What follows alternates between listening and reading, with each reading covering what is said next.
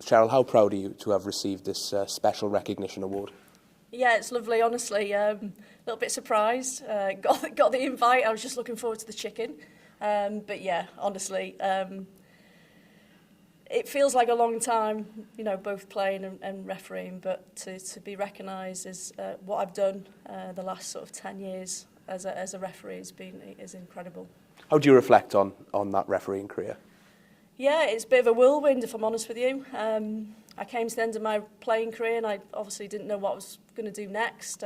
Did the referee's course and then sort of within 8 years, 9 years, I was doing the Euros and then the World Cup. So I would say, you know, for anyone, just to consider it, whether you are in the middle of your career, come to the end of your career, it does open up doors and, yeah, it prolonged mine and obviously I got to the biggest stage. So, yeah, a whirlwind, I'll just say that. Thank you and congratulations. Thank you very much.